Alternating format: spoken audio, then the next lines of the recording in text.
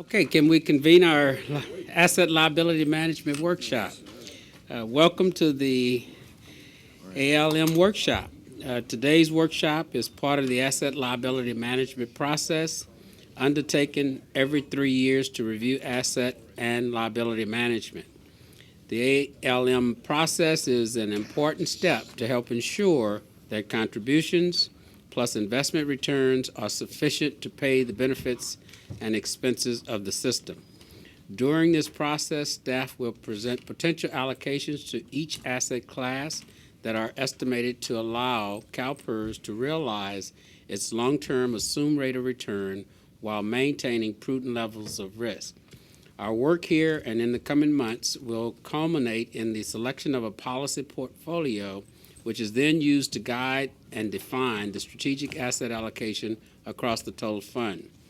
Today's workshop will provide a timeline for the 2013 ALM process, review changes to the strategic roles and benchmarks underlying asset classes, and introduce the framework for transforming asset classes into risk factors. It will also introduce the process and methodology used to estimate our capital market assumptions, which are input to this process. With that, I will turn to Eric. Thank you very much, Mr. Jones. Obviously, we're late in the day, and we're going to try to move this material along as rapidly as we reasonably can. First and foremost, the people that are at the table here all have a role in this. Probably I have the most de minimis role of all. So first, Ben Meng, immediately to my left, who's the Senior Portfolio Manager of Asset Allocation. Ben will be going into some of the asset class roles and benchmark discussion, predominantly focusing on things that have changed from the 2010 status. And this will dovetail back into some of the discussion that we just had in the open session of the investment committee around the fixed income benchmark as well. Ben's also going to touch on sort of the basics and the status on our eventual movement to using a risk factor allocation structure.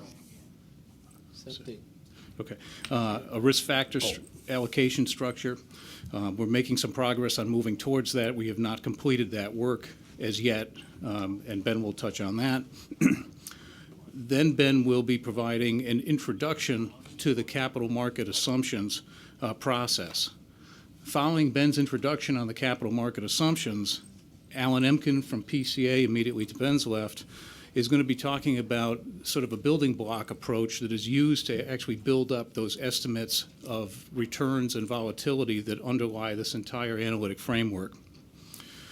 When Alan is completed with his work, we'll have Steve Foresti and Michael Schlachter from Wilshire Associates talking about some of the caveats and the limitations to this capital market assumption process. So on one hand, we're going to have an understanding of how this gets built up, and on another hand, understanding some of the risks and the limitations to that process. And that, I believe, is the predominant objectives that we have. Before I turn it over to Ben, let's see, do we have the chart here, Ben? I guess we don't have the chart. Somewhere in the materials that we've passed out to you is a timeline that lays out all of the activities attached to the ALM process that goes on through the year of 2013. Page 10. Page 10? Oh, excellent. On the attachment one. On attachment one, okay.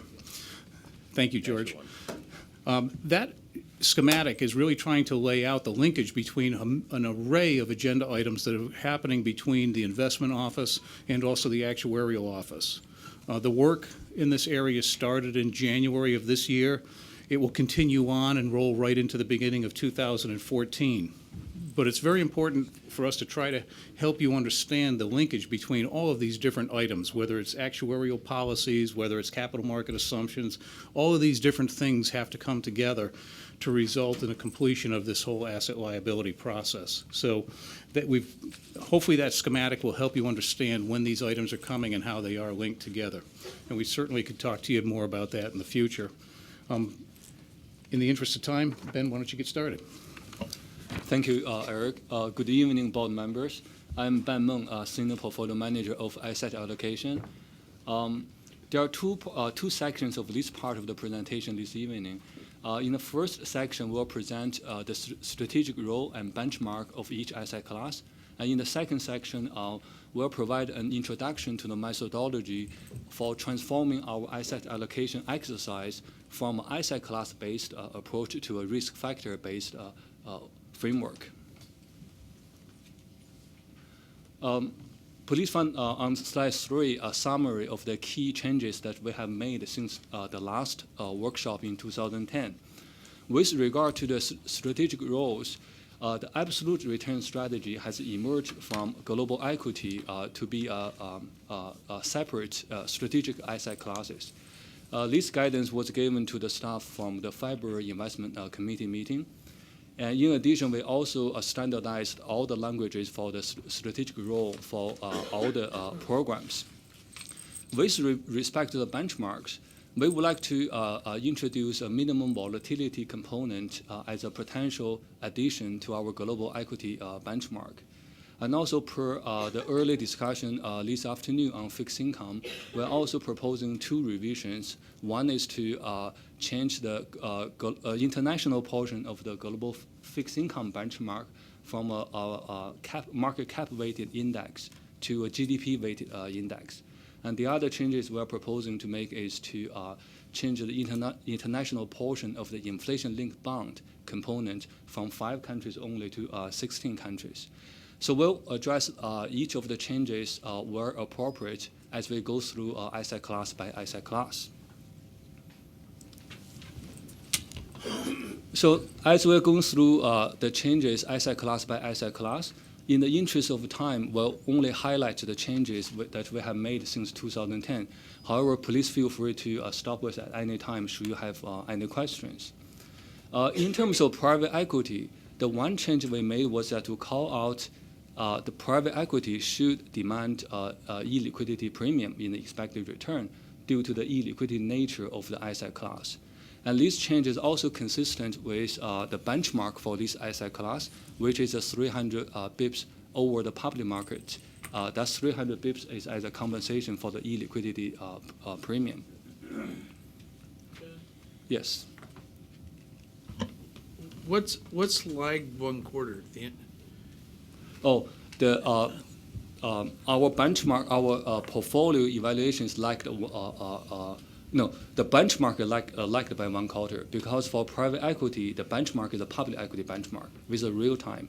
But our valuation of our investment portfolio is not real time. So that's why we lag the benchmark by 1 quarter. Okay, so we're lagging the benchmark by a quarter By a quarter. to capture the fact that we evaluate the portfolio with a quarter lag. Correct. Okay, thank you.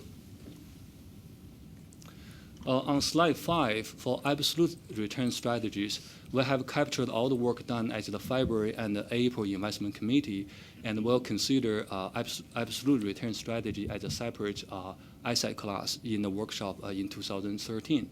And also just to reiterate, the mandate we gave to the ARS program is to generate a return with a 1-year T-bill plus 5%, and also has a second mandate as diversifier to global equity with a beta, what we so-call as a measure of diversification, to be 0.2 or lower. For real estate on slide 6, the only adjustment we made was to call out that this asset class is illiquid. So to be consistent in terms of language across all the asset classes. For infrastructure on slide 7 and forest land on slide 8, we didn't make any meaningful changes here. Only thing we did was to standardize the language across all the programs. On global fixed income, we refined the strategic role of global fixed income to be an economic diversifier to our equity risk, and also to be a reliable source of income. Also per discussion this afternoon, the international portion of the global fixed income benchmark, we're proposing to change it from a cap-weighted index to a GDP-weighted index. These will only affect 1.6% of the portfolio.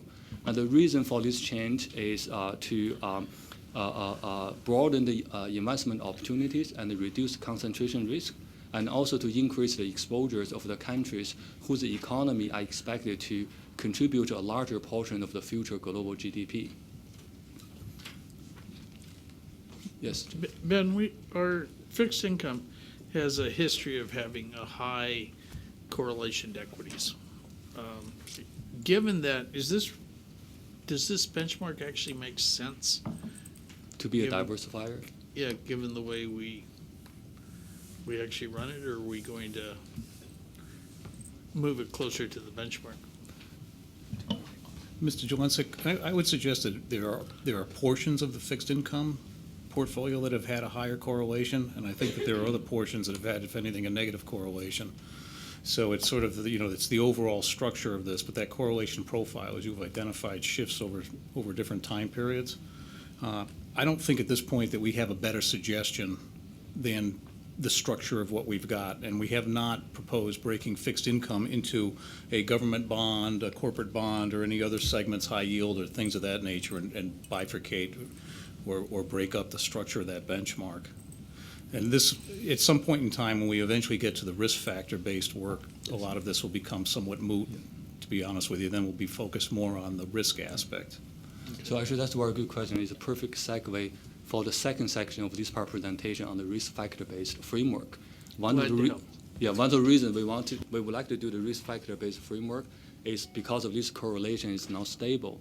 So risk factor-based framework will help us to identify the common linkage or the hidden linkage between fixed income and global equity, and help us to design a better diversified portfolio, particularly during time of financial crisis.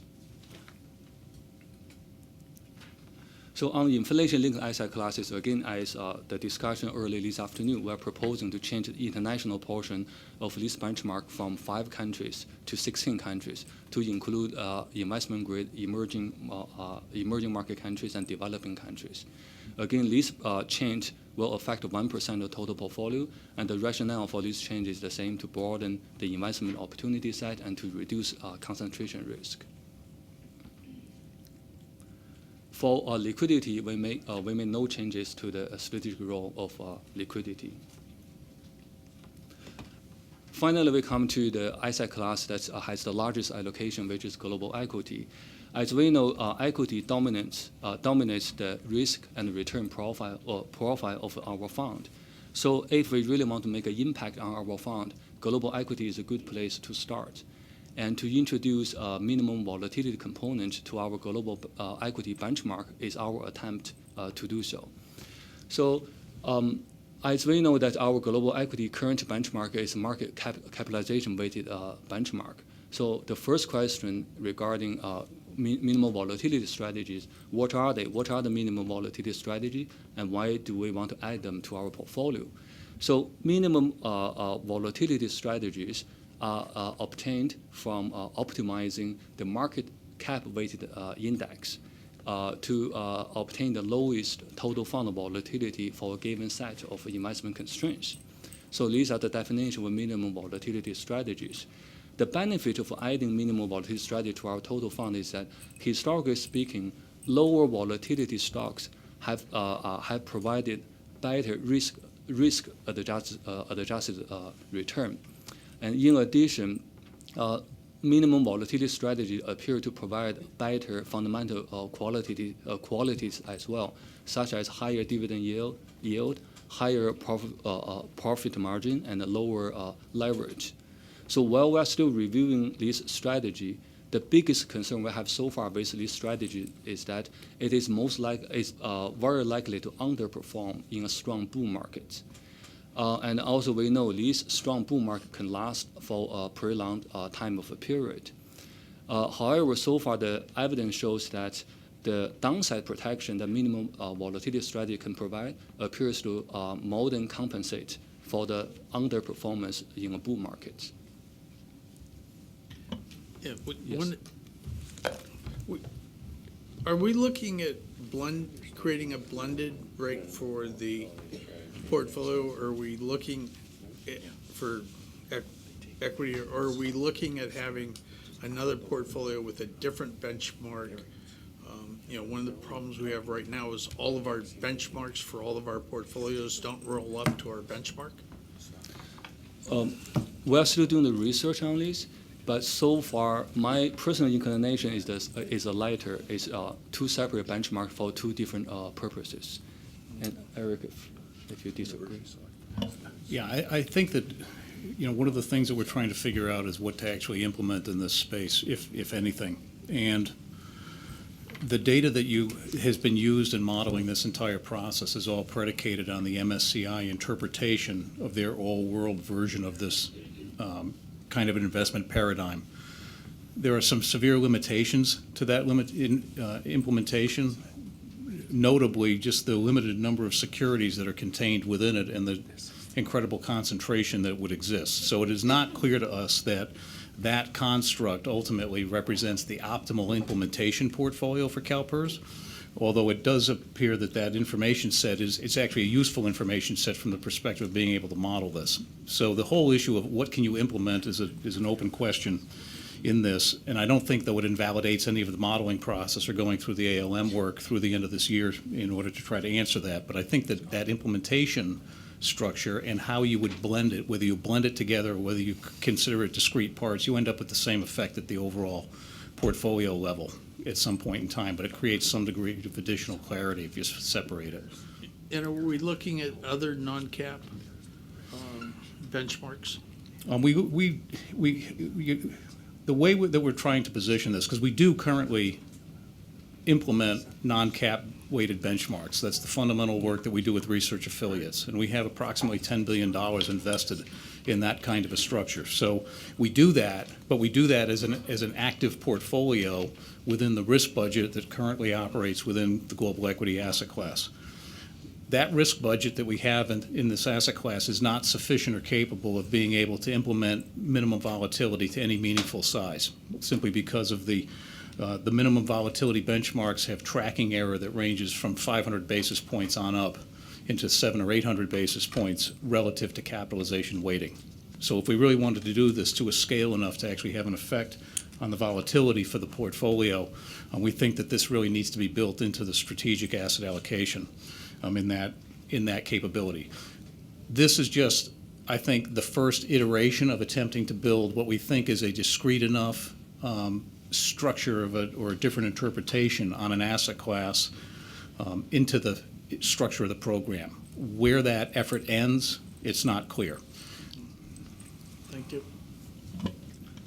So, Ben, you indicated that you think that the downside protection more than offsets any underperformance in the bull market.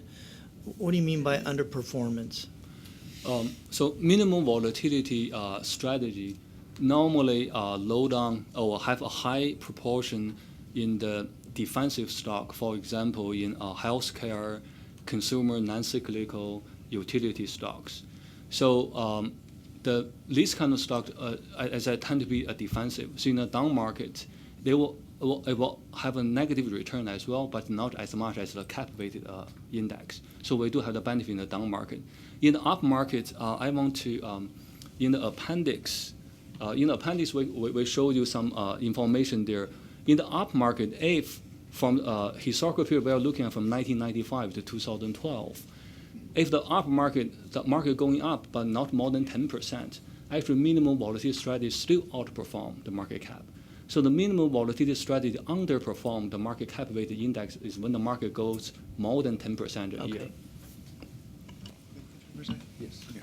And I'll give full credit to Andrew Junkin, who came up with this analogy for trying to explain the logic of this. If the market falls, say 50%, start with $100. You go from 100 to 50. To get back to your original 100, you have to double your money, get 100% return. In a low volatility strategy, you simply have less total exposure to the market. You have stocks that have lower beta, that have less total market exposure. So when this market falls 50%, let's say it falls half as much.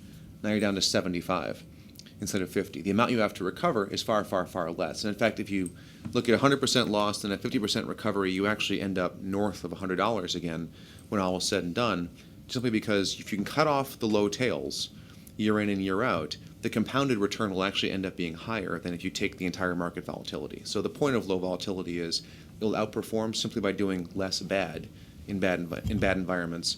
Of course, as Ben said, in a great strong bull market, you're also giving up the upside volatility. But by cutting off those low tails, the end result is better. That's at least the theory behind low volatility. If I could make one more comment on this too as well. The minimum volatility strategies actually violate one of the core tenets of asset allocation in the respect that it appears that if you define risk as volatility, the minimum volatility securities actually generate higher returns than would be predicted by the volatility rate. So normally you would think the more risk you take, the more return that you get. That paradigm is actually disrupted by the attribute of this volatility anomaly. That volatility anomaly tends to only be located within the most volatile of the securities.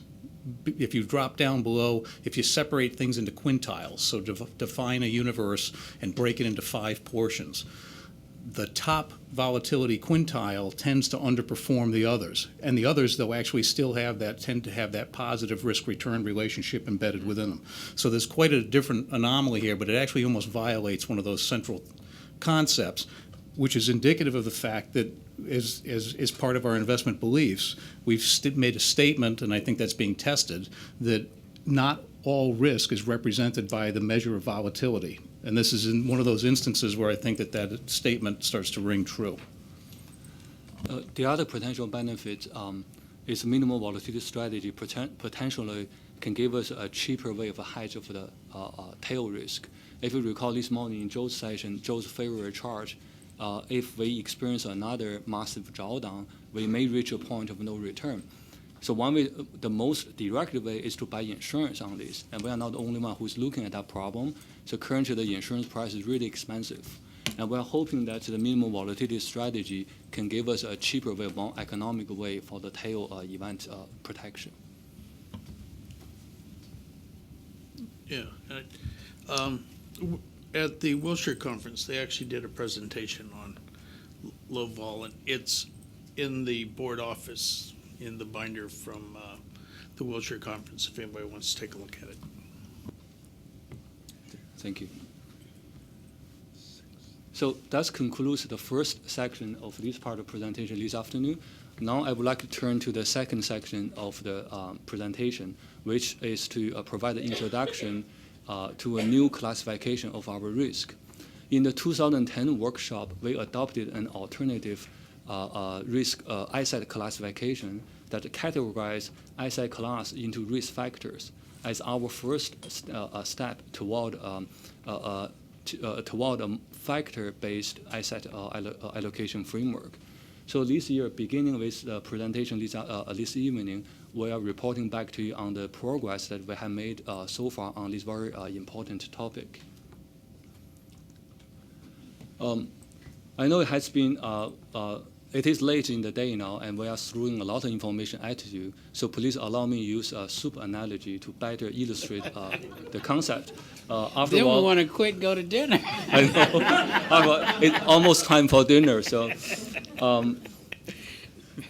As you know, the conventional asset allocation approach designs a well-diversified portfolio by allocating among asset classes, let it be stock and bond. So this is similar to mixing two types of soups together. Say clam chowder soup, let it be stock, and the tomato basil soup, let it be bond. So in 2010, we made the first step to transform our asset allocation exercise from this asset class-based framework to a risk factor-based framework by relabeling our asset classes into risk buckets. So for example, we assigned stock into the growth risk bucket, and we assigned bond into the income risk bucket. So basically what we were saying back in 2010 is that there is only one risk factor that drives the performance of stock, which is the economic growth, and also true that there's only one risk factor that drives the performance of a bond, which is the income factor. So this is similar to saying that there's only one nutrient in the clam chowder soup, let it be protein, and also there's only one nutrient in the tomato soup, and let it be vitamin C. So apparently back in 2010, we adopted this all or nothing approach. And we know that this is not a complete picture of reality. However, back then, it was indeed a very good step toward adopting this new risk factor-based framework. So now in 2013, instead of qualitatively assign asset class into one single risk bucket, we are going to quantitatively decompose each asset class into multiple risk factors. So this is like looking this is like identifying all the major nutrients in our food. And as we know that there are 5 major nutrients in our food, so there are fats, carbohydrates, proteins, vitamins, and minerals. And just like there are 5 major nutrients in our food, there are probably 4 to 5 underlying risk factors that are driving the bulk of the performance of all asset classes. So the implication of this risk factor-based approach is that seemingly different asset classes, such as stock and bond, may actually be more similar to each other than we think, because different asset classes are often exposed to the same set of underlying risk factors that deliver returns. And the only difference among the different asset classes is the proportion of which they are exposing to different risk factors. So, for example, we know that both stock and bonds are exposed to the economic growth risk factor and the interest rate risk factor, but at different proportion of exposure, with stock is more exposed to growth risk, while bond is more exposed to the income risk. So again, using the soup analogy here, we know that there's more protein in the clam chowder soup than tomato soup. Well, tomato soup offers more vitamin C than the clam chowder soup. So now with all this food on our table, what is the right question we should ask ourselves? So under this risk factor-based asset allocation framework, asset allocation is no longer about allocating among asset classes. It will become the question of allocating among the risk factors. What are the desired level of risk we want to take in the portfolio by each risk factors? So in the soup analogy word is, what is the desired level of nutrients in our food? And as we know that as with any good nutritionist, the question we should ask ourselves is that given the age and cash flow need of our fund, what should be the right level of the mix of all the risk factors of the nutrients in our portfolio? So these are the questions that we'll continue to work hard on it and report back to you at the June IC and November IC. So would sriracha sauce be like portable alpha? You put it in, makes both soups better? In some people's opinion. Yes, I guess so. And Ben, as you look at this, are you looking at stocks as a group, or are you looking at segments of the stock market? So currently, we're looking at the stock as one group only. So we're not breaking down into the segments yet. Thank you. Yes, Terry. Are we going to be assigning different values to the different nutrients? Not on the individual basis. For the total fund, we will assess the need of each nutrients that we need and the importance to the fund. Yes. Ben, if I could just jump in and just make one observation. I think one of the challenges, and I think a factor-based approach makes a lot of sense, but one of the challenges to keep in mind is, in bringing it back to the nutrients example, is if you decide or there's a feeling that more protein is needed, there may not be asset classes out there that can provide that level of protein. So that is, I think, one of the challenges when you move to a factor-based approach. You might want balance across these elements, but they come in limited supply in terms of the investable universe. Which would argue at some point to start segmenting the asset classes. Potentially. Yeah, so one of the obvious benefits of you adopting this risk factor-based approach is that it will avoid the scenario that's unintentionally over-allocating or under-allocating to a certain risk factor. For example, the growth factor, we know public equity, private equity, real estate, they're all exposed to the growth factor, including the corporate bond, particularly high-yield bond, right? So how much growth we have in the total fund aggregate up, so we can have much better understanding of the risk in terms of risk factors, and then give us the tool to manage the risk. Using Steve's example, if we decide that we need more growth or protein in our fund, so where to get it, where is the most economic way to get it. It may not be public equity, it may not be private equity. It may happen to be the growth component embedded in high yield bond. So that gives us a more holistic total fund view on risk management as well. And the other benefits, I will show you in June presentation to give you a little bit a preview here. The other benefit of a risk factor-based asset allocation is that, as we know, the whole point of asset allocation is for the diversification benefits. And as we saw in 2008 financial crisis, that during the time of crisis, all the correlation went to one. So all the diversification benefit disappeared because of the correlation wasn't stable, very volatile. So far what we have found that the correlation among risk factors are much more stable than correlation among asset classes. So which will bring back to you at the June IC meeting. Yeah. So seeing no further questions on the soup, we'll move on to the, so can you bring on the,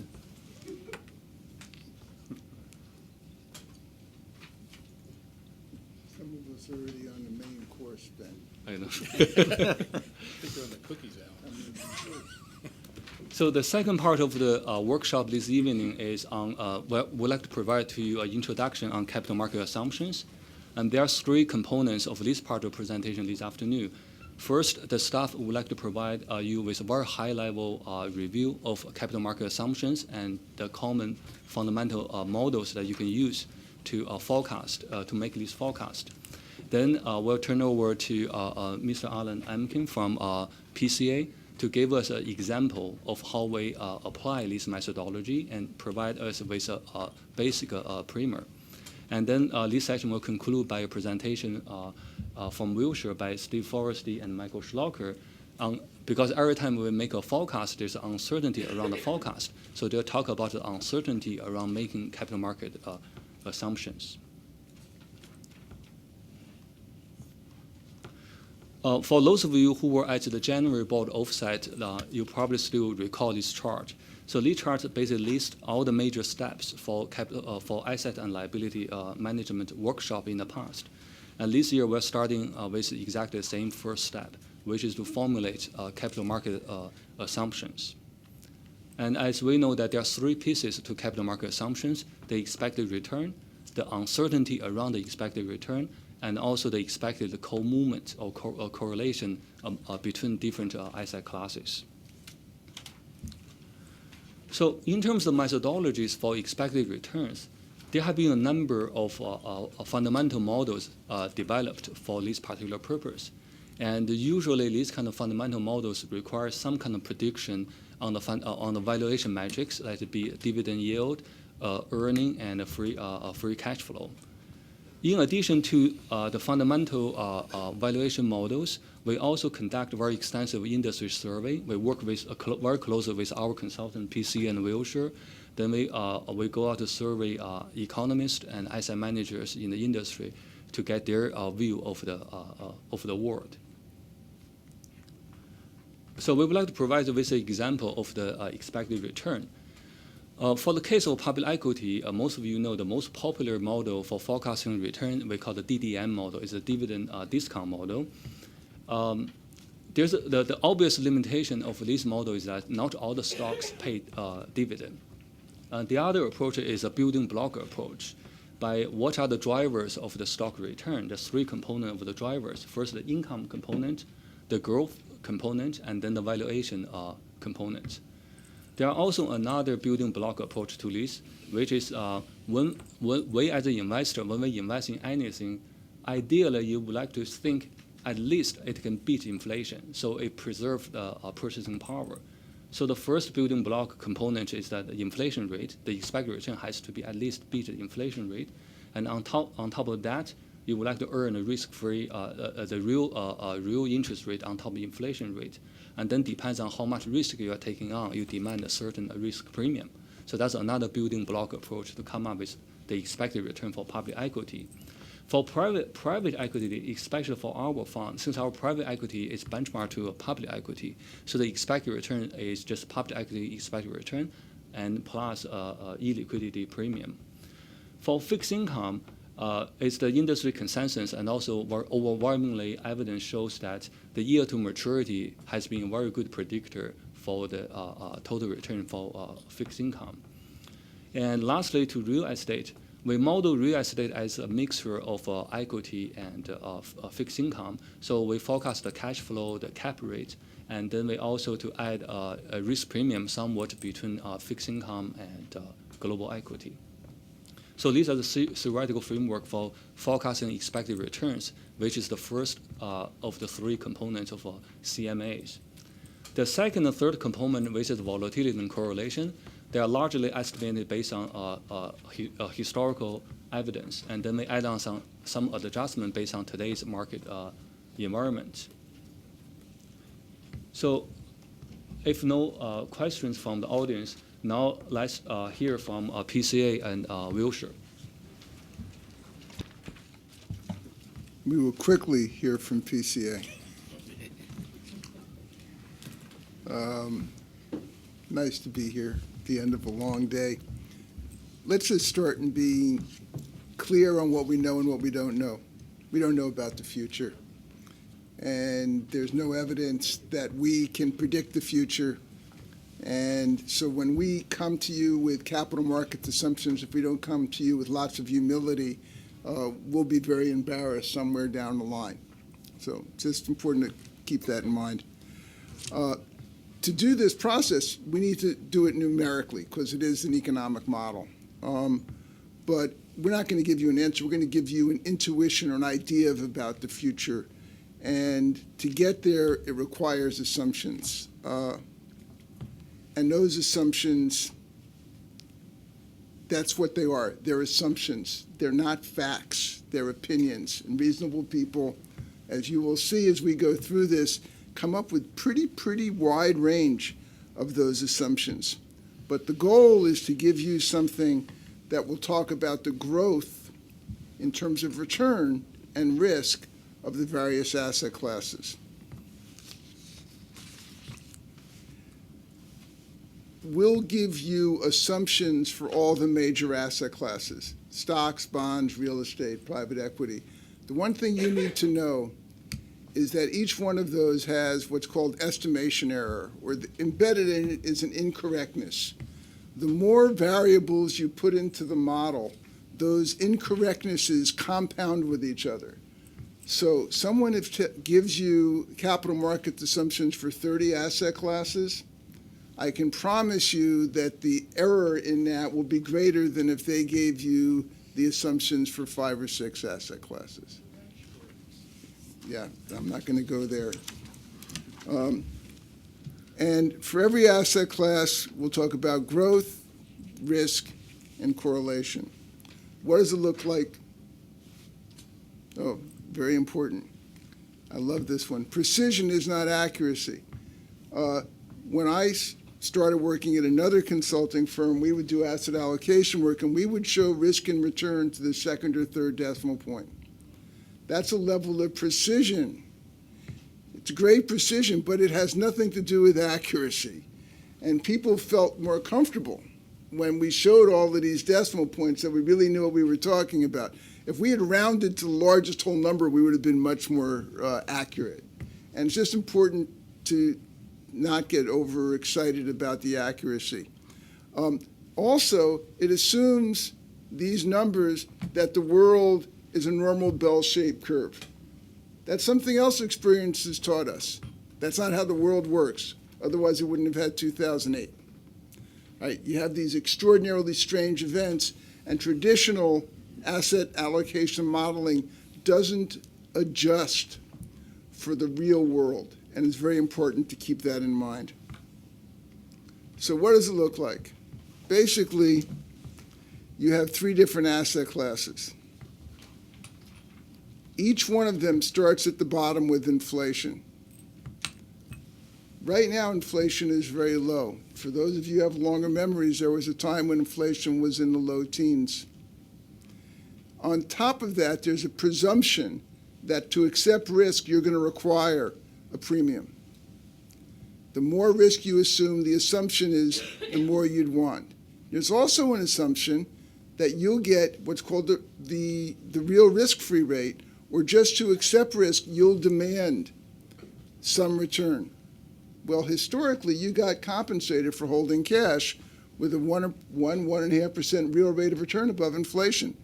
Right now, you're being penalized for holding cash. In fact, you have a negative real rate of return for holding cash.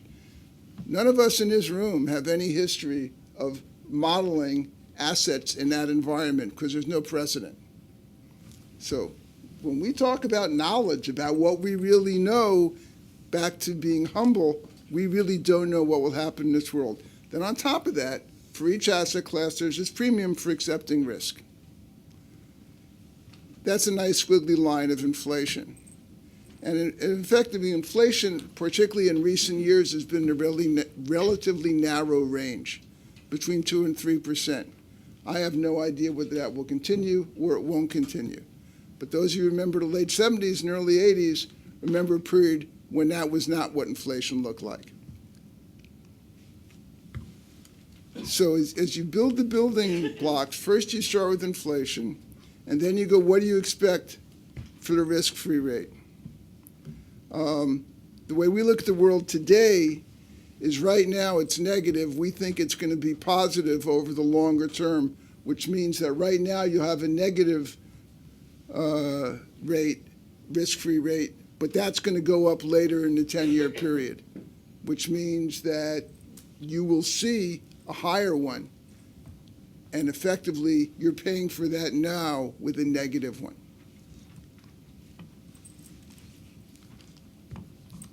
On top of inflation, on top of that risk-free rate, is your premium for taking risk. The lowest risk is cash, although I would argue that that's counterintuitive, because right now that's supposed to be the lowest risk asset class, yet it gives you a negative real rate of return. You have to pay benefits with a real rate of return. So how can cash be your low-risk asset class? That goes back to Ben's thing on risk factors. Because, in fact, if you care about inflation sensitivity right now, you really don't want to hold cash. You have bonds, real estate, infrastructure, and equities, and private equities. Depending on how you structure your absolute return program, that's how it'll fit. The key is to have these blocks: inflation, risk-free rate, premium for risk. That's true for every asset class. Ben discussed this, Michael discussed this when they were talking about the low volatility portfolio. We would argue it's much more important at the total portfolio level than it is at any single asset class. Because what killed you in 2008 was, in fact, you didn't have a low volatility portfolio, you had a high volatility portfolio at the total portfolio level. And that's what you can't recover from. And so as you design this, one of the policy concerns is how do you get rid of those tail events? The one thing I'm going to tell you right now is there is no way to do that without impacting the rate of return of the portfolio. Diversification, yes, it's free, except that it lowers the rate of return of the portfolio because you're taking assets away from the highest returning asset classes. And you pay benefits in compound returns, not arithmetic returns. And volatility kills compound returns. It's just a negative. I did that quickly. You're up, boss. Any questions? I didn't think there would be. So to my left is Steve Foresti. Steve is the head of our investment research group. He develops our assumptions, many of our risk models, and also writes many of the white papers we send to our clients. So my role today, given the time, is very short, just to back up and assist Steve in his presentation. So I'll turn it over to Steve. Thanks, Michael. Good afternoon, everyone. I did want to just take 10 seconds to say thank you to Tiffany and Deanne. I'm legally blind, and without me asking, they were nice enough to proactively ask if a monitor up here would be helpful. So it was an incredibly considerate thing to do, and I'm genuinely appreciative of that. I still can't read the text on it, but at least I can see the layout of the slide and hopefully know which slide I'm on. I will try to keep the pace that Alan set and move I'm through timing here. you, Steve. We move through here rather quickly. But what I've been asked to do today is talk about the forecasting uncertainty, which I guess makes my role today the easiest one here, is to take everything Alan just talked about and discuss all the things that can go wrong. And I think Alan already started alluding to some of those. But I'll start just very quickly, because I think Ben laid this out well, just talking about some of the different models that are used across different asset classes. I'll spend a little bit of time over some of the major asset class groupings, talking about which of those become more problematic from a forecasting confidence standpoint, and then make some just general observations about the impact on the portfolio construction process in terms of some of the uncertainty around forecasting. So to start, again, I'll just very quickly step through for some of the major asset classes what models are used. At Wilshire, we have two signals for equities. One would be a dividend discount model, which Ben described. We also use a component model, which is along the lines of a building block approach, where we look at income component of return, the growth component of return, and then multiples or valuation change to return. For fixed income, we would look at yields. I think on high quality fixed income, that, as I'll show in a moment, is a very high quality forecast model for returns. For commodities, we would look at an inflation plus type approach. I think is pretty common in that area. And then across the private markets, we would proxy up and build up to private market returns from our public market forecast. So we would use those as proxies for the private market investment and build up accordingly. So to start, even though there are a lot of different models and methodologies that can be used across asset classes, you could apply a components approach, an income, growth, valuation approach across all types of investments and look at them from that lens. So using that prism, we can look at how those components might affect different asset classes. And over the next couple of slides, that's what I'll do. I'll step through these major components. And as I have laid out here in this table, for some asset classes, they have contribution from each of these components. Equity would be an example there. For others, fixed income, there's not really a growth component. It's a fixed cash flow stream. And then for commodities, I'll make the case that it's really a valuation component. And these components differ in terms of the relative amount of confidence we can place in these different contributors to return. So I'll spend a couple of minutes just stepping through that. And I'll begin with fixed income. And I think, as I alluded to earlier, this is one of the asset classes that I think the level of confidence in terms of forecast is probably the greatest. The income component, measured by yield to maturity, the yield going into the investment, is an excellent starting point. There's certainly reinvestment rates that could affect what that income component is over time as yields change and capital is returned and then reinvested. That could potentially change what that income component is, but that tends to have a pretty muted impact on the return. From a growth standpoint, there really is no growth. It's a fixed series of cash flows that you enter into when you purchase a bond. So aside from defaults that could happen on a portfolio, there's really no uncertainty in terms of what that cash flow would be. And then in terms of price or valuation component, changing yields will change at any point in time what the market value of a fixed income investment is, but certainly if you hold that investment to maturity and there's no defaults, that agreed upon cash flow is realized. So some impact from valuation, but fairly muted. The next slide, just in graphical form, I think demonstrates the point pretty clearly of how solid a predictor yield to maturity is on returns. And what I have graphed here very simply is the blue line. I think it's blue, maybe black. The blue line is yields on the Barclays aggregate, and the red line is the actual realized return 10 years following that yield. So I've lagged that 10 years. So where those lines line up suggests that the yield to maturity going into the investment lined up exactly with the realized 10-year return on that investment. You can see how closely these lines move together, which again suggests to me that yield to maturity is an excellent starting point for forecasting fixed income. The other just general observation I'd make here is just the trend in this line. We hear a lot about the low yield environment we're in, the low return environment we're in, and to the extent that yields are a good predictor of bond returns, which certainly this chart would suggest they are, that puts us in a situation where going forward, the return we would expect to see on bonds, certainly high quality bonds, would have to be muted down to that level of yields going in. I'm going to move to Steve? Yes. This period is a period where we've had steadily declining interest rates. And so part of this gain has been capital appreciation. Any sense what happens if we get into a period of steadily rising interest rates? Does this line turn around, become very steady line up? Well, based on the hypothetical you put out, that I guess it does. I think in terms of the way it manifests itself in returns, the steadily is the important part, right? So if you have a gradual increase in rates, then I don't think that's problematic to returns on fixed income.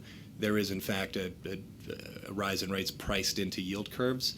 I think where you have that valuation component that I mentioned, which typically is not a huge component, where that becomes somewhat problematic is if you have a sharp increase in yields, thus pushing prices down, and particularly so in longer duration type of fixed income investments. But it changes the picture. We've certainly come through this period over the past several decades, just very favorable type of investment environment for fixed income. So going through those same component pieces for equities, starting with income, there's a dividend yield we can observe on stocks heading into the investment period. As I'll point out with some stats here in a couple of slides, that's a fairly reliable component of the return, something that's relatively easier to forecast than the other two components. Growth would be the growth in corporate earnings, which translates to a growth in payouts or dividends to the equity holder. That's something that certainly over the short term is difficult to forecast, specifically relative to the ability to forecast the income component. But it is something that over longer term periods of time can be forecast with some accuracy. The valuation component on equities is one that's, number one, very volatile in terms of how quickly it can change and the impact that it has on equity returns, and is something that contributes a large amount to the volatility of returns, and something that's very difficult to predict. And just to put a kind of a face on that, what I've done here, this is similar to the fixed income chart I showed. There's two lines, the green and the blue line are two of these model signals of returns. The blue line would be a DDM. The green line would be that a component IGV, or income growth valuation type of model. And again, I've lagged the return of the S&P 5 years forward to kind of see how those signals, 10 years forward. And I've highlighted just two areas, and these two areas are places where one or both of these models or signals missed fairly substantially what the realized return was on U.S. equities. One was the late 90s period where stocks realized a higher return than either type of model signaled, and the subsequent period where stocks kind of disappointed and yielded negative returns over certain 10-year rolls. Just to highlight how difficult a volatile asset class like equity is, what I want to do now, though, is dive into those numbers, kind of understand how the components contributed to it. So on the next slide, what I've done here is just taken the 10-year return in each of the last 8 decades, so from the 1930s all the way through the 2000s, and have looked at how those three, the income, the growth, the valuation component, over those decades has contributed to return. So the red dot in each of these would be the actual compounded 10-year return for the S&P over that period of time, and then you can see the component contributions. So income in each of the 8 decades was a positive contributor.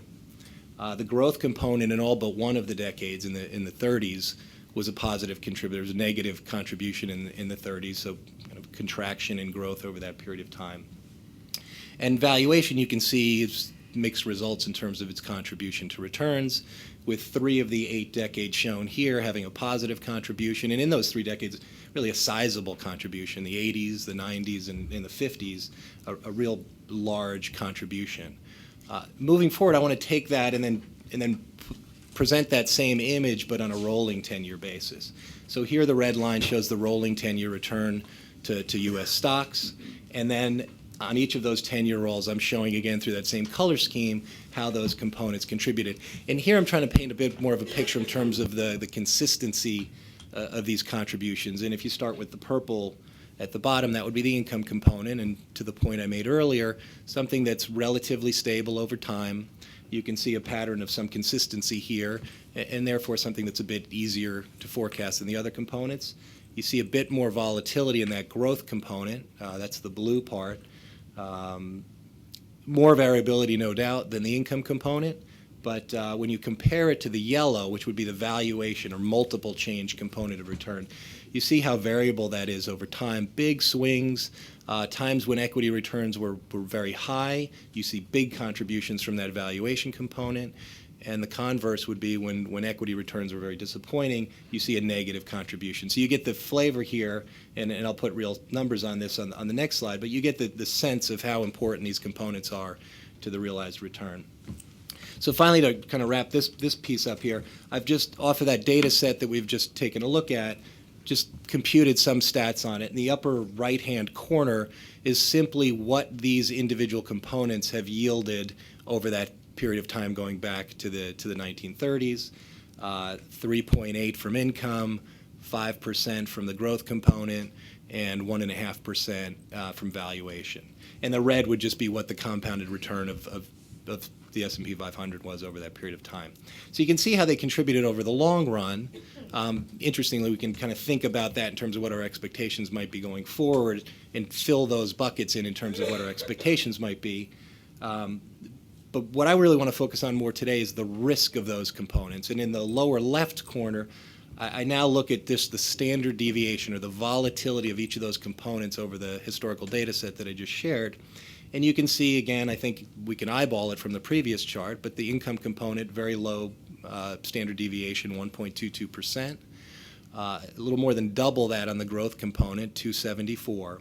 But look how sizable the valuation component is, nearly 4.5% risk to the valuation component. And you compare that to just, if you looked at that rolling 10-year number for the S&P by itself, with all the components included, it's about 5.5% volatility. So the valuation component is just a significant contributor to the return. The pie chart puts all those, I'm sorry, is there? Oh, a question about the value. What accounts for what's moving the valuation? I mean, just how people feel or bubbles, or is there a tie to the interest rates, the returns on bonds? I'm hoping I'm looking in the right place. Yeah, okay. you are. I think all of the above, right? So anything that would affect a price earnings or a price dividend multiple, sentiment, and markets are just discounting mechanism for how investors are feeling about what future prospects look like. So, anything that can affect, it could be a geopolitical type of shock. It could really be anything. It could be euphoria, kind of the shift from risk to greed and back again. In a later slide, I'll touch on, I think, some of the things that feed that instability. But I think all of the above that you listed would be contributors there. Yeah. Steve, it's Janine. Can I ask a quick question? Sure. I think this is so interesting. I'm wondering if, and this is your decomposition of the risk of the returns, does this imply that we should think about modeling the different components of the return differently, separately? And actually use different risk measures for them, as opposed to just one overall vol and one overall return for an asset like equities? I think on a volatility standpoint, you're okay with one overall number. I'm trying to get at the complication in terms of how these components from a return standpoint contribute. And when you see the pie chart here, the fact that 70% of the variability in that rolling 10-year number for the equity market comes from that component, you really have to step back and ask yourself, what is our ability to predict that number? We would expect over a very long-term period of time that the contribution from value or multiple changes would be zero. We know in short periods of time it's sometimes very positive and sometimes very negative, but over the extreme long run, you'd expect it to be close to zero. For this data, it was about 1.5%, so there's a bit of a tailwind from multiple expansion over this 8-decade period of time or so. But I think from understanding risk, all these boil up to one volatility number. I don't know that there's much we would add to the process to forecast the risk side of these separately in terms of would we get a better volatility number. I think the answer is probably not. But importantly, in terms of the way you think about a return model, I think that's where it becomes important, because if 70% or close to 70% of the risk is coming from this multiple change, even over 10-year periods of time, which is arguably a pretty long-term period of time. And then one says, well, what is my ability to forecast that multiple expansion over that period of time? And you'd put a low degree of confidence on that. That essentially suggests that you'd have to put a very low degree of confidence on your ability to project equity returns even over a 10-year period. It speaks to the humility, I think, that Alan referenced. But I think one volatility number probably suffices in terms of understanding the boiled up risk of all these components. So I'll just move now a bit quicker, but stepping through for commodities on that same kind of exercise, there's no cash flow in a commodity investment other than maybe the collateral that's being managed, but no cash flow, no cash flows to apply any type of real growth to. So the volatility that comes from commodities has lots to do with valuation changes, could be supply-demand type of issues, but it's that component of return that I think is very challenging to forecast.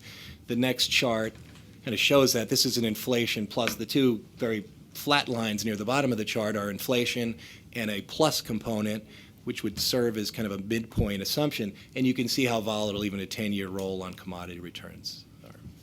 So I think commodities I'd put in the camp of being an asset class that's incredibly difficult to forecast with predictive accuracy. Is there a question? Yeah, Steve, on your commodity slide, you're assuming futures rather than physicals, aren't you?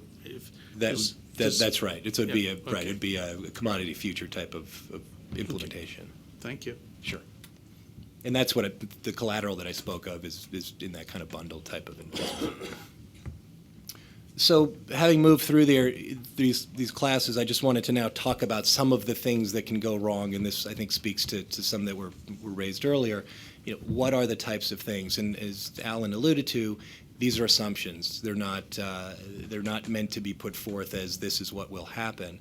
And we certainly know, and they're based on essentially a base case.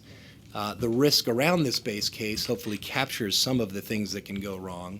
But I've listed just a few here, and we've unfortunately been through some of them in recent history. But you can have spats of either spikes in inflation or deflationary environments. You can have issues with interest rates or the availability of credit, one of which we've been through very recently. There's bubbles that can pop. You don't know it's a bubble, I guess, until after it happens. We've been through a real estate bubble. Some argue that there's a fixed income bubble. So these are things that manifest themselves from time to time and could disrupt stability that we see in terms of pricing in markets. And then there's the kind of external to market activity, which is just the geopolitical type of issues, war, terrorism, et cetera, that can trigger that top list. So any of those things can really be triggered by other things going on in the world.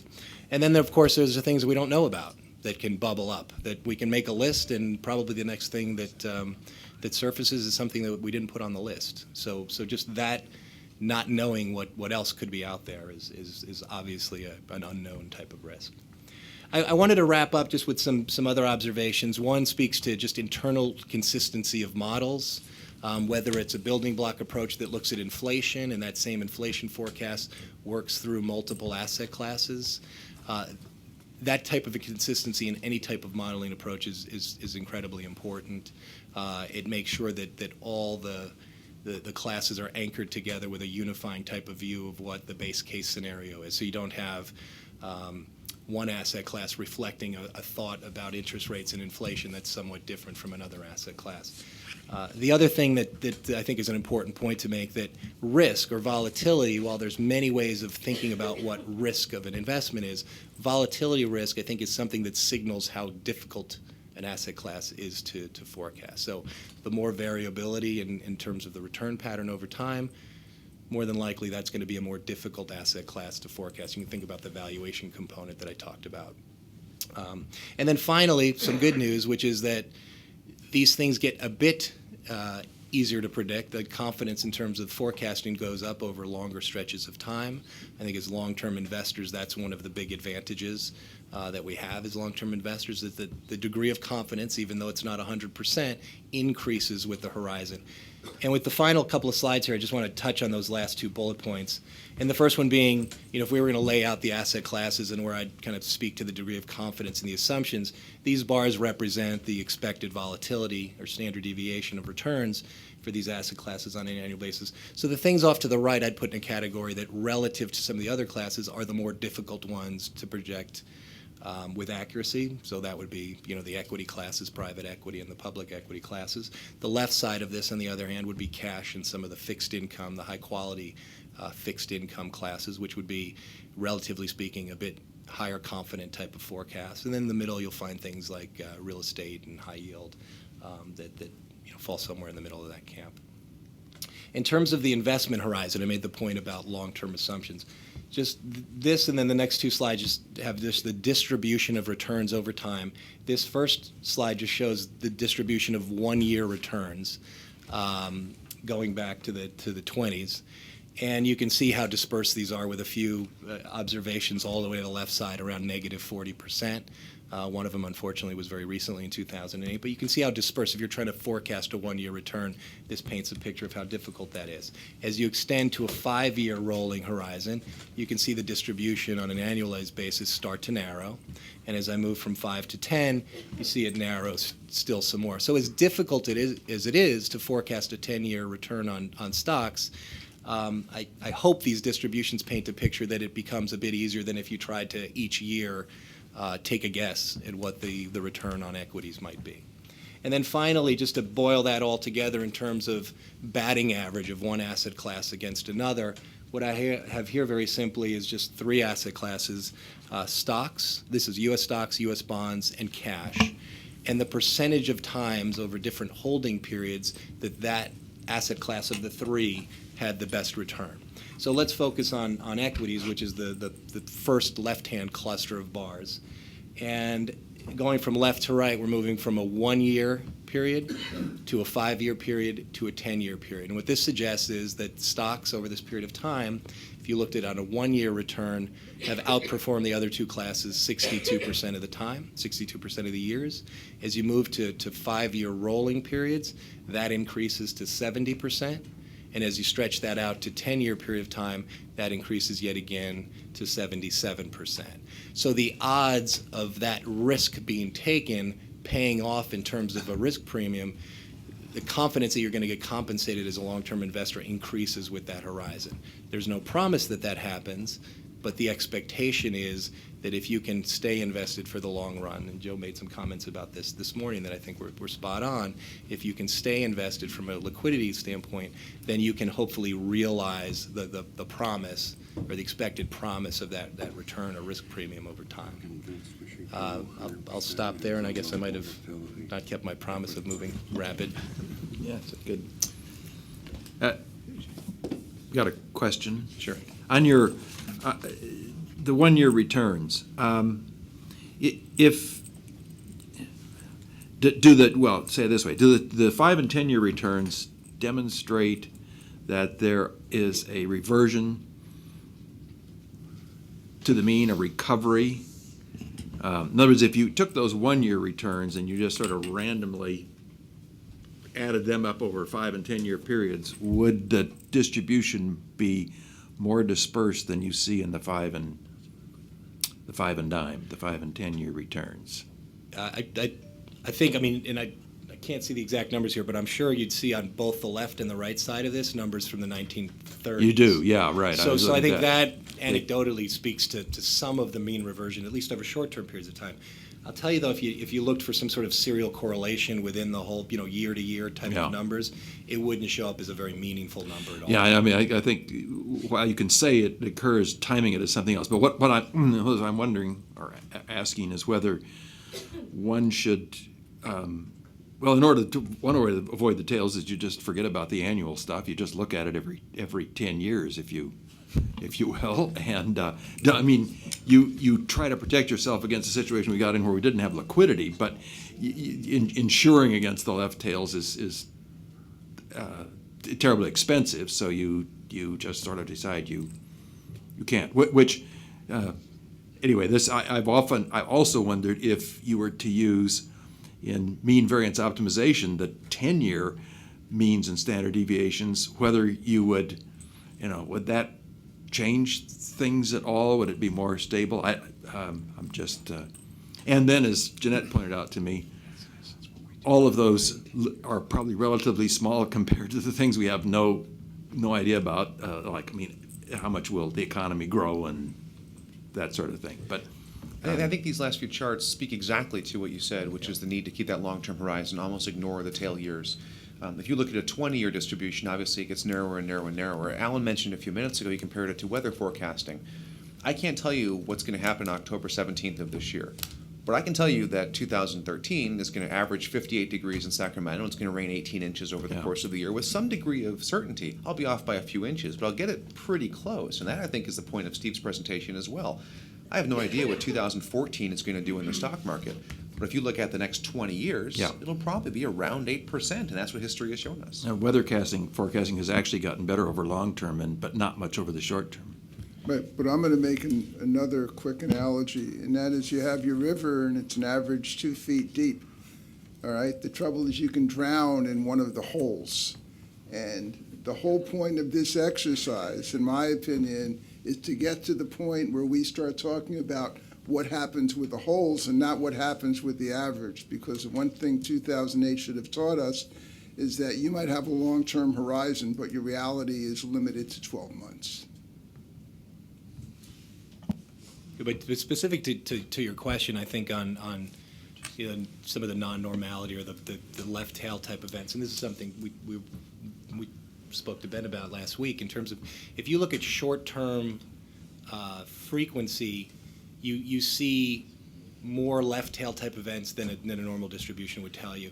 But the occurrences of those tends to narrow as you stretch the horizon out. So I think if you can close your eyes over some of the short term, then that goes away. But you have to survive the short term to be a long term investor. And I think that's where liquidity just becomes paramount in terms of that thought process of surviving those types of events to hopefully capture that risk premium that would be delivered over the long run.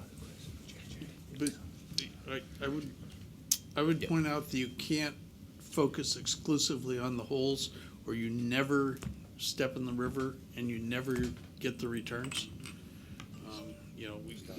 Yes, they're the ones that the LA Times is going to write about, but they're not the end all and be all. And I think it's to that point. I think it's precisely that you can bear that risk where you would expect to get paid as a long-term investor, right? It's really precisely for being willing to absorb that kind of volatility that there is an expected payoff for taking that risk. So to eliminate it altogether essentially means you are going to eliminate the return potential. Are there other questions?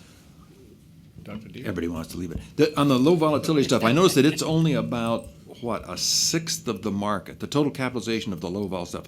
And as a percentage, it's even, of number of stocks, it's Smaller. very, so they're obviously very big. So, but then you made comments about it's only that top fifth where it really, so why isn't the bottom part bigger, I guess? I mean, is that just the way they constructed the index, or it sounds to me like we could select more, just stay away from that top quintile or something would help. Yeah, and there's a number of things. So, for example, actually in global equity, we have launched internally a couple of strategies that we have a bit of money in that really do exactly that. They screen away that top quintile of positions, but you can get some pretty significant anomalies across industry groups and country exposures, so it changes a bit. All of the benchmark vendors that are in this space are all in the business of trying to mitigate against some of these strange constructs and against excessive amounts of turnover, because that's one of the attributes that you can really end up with in a minimum volatility strategy is a high degree of turnover that really blows away any benefit that can stem from that. I'm sorry, Ben. Some of the stuff that I think that really comes through with the work that Steve has done is really this whole issue of thinking about this from a strategic perspective and the challenge of thinking about this in a tactical perspective. Because you can really get hung up on tactical activities and absolutely destroy yourself if you're not making decisions based on a useful set of paradigms. because those decisions tend to be, they can become emotional based, and it's always easier to chase whatever worked yesterday in contrast to really, holding your nose. And as Peter Rathjens talked about in our closed session, in reality, it's finding the things that create an anomaly, an opportunity for adding value. And those tend to be things that have not necessarily worked in the recent time frame. So that ability to be a contrarian is an incredibly important attribute, I think, to really being able to add value in this. And Ben, what were you going to But say? the key there is managing liquidity. And in fact, that has never been a focus, not just for you, but for most large institutional investors, because the wind was in your back for 30 years. And if you manage liquidity, you can take risks, but the key is to truly address that issue first before you say where you're going to put your risky bets. Look, what's liquidity is like vitamins. I'm just trying to get that straight in my mind. I was going to say second all, but. Probably water. Okay. Ben, one of these charts, you had the number of stocks in these different indexes. Right. Have you looked at the effective number of stocks in the index? And whether that's significantly different, because, So we haven't, but we're looking into that right now. So basically, your question is back to Dr. Deer's observation. What we presented to you, the minimum volatility construct we are using now for the research purpose is a MSCI Award Minimum Volatility Index. Within that construct, the market cap is only about 1/8 of the market cap of the cap-weighted index, and the name is much smaller. The minimum volatility strategy only about 280 names, and the other index almost 10,000 names. So we're using this for research purpose only, but if we do decide to implement, it most likely going to be customized index. but if you look at the S&P, which is 500 names, but it's effectively, 25 stocks? And I'm just wondering if you've looked at those indexes on an effective stock basis as well. Yeah, we can look at that type of thing, but as Ben pointed out, I think the real important aspect right now of MinVol is whether or not a different interpretation of the equity market creates utility for CalPERS. Assuming the answer to that is yes, then there's plenty of time to figure out exactly what that implementation should look like. It'll have to address all those issues you raised, Mr. Jelancic. Are there any other questions? Okay. No other questions? Okay, well, we want to thank staff and the consultants for a very good presentation. And we will continue this process at the June Investment Committee meeting, where we will look further at risk and liquidity issues. But before we break, I need to ask, are there any requests from the public to speak? Seeing none, thank you.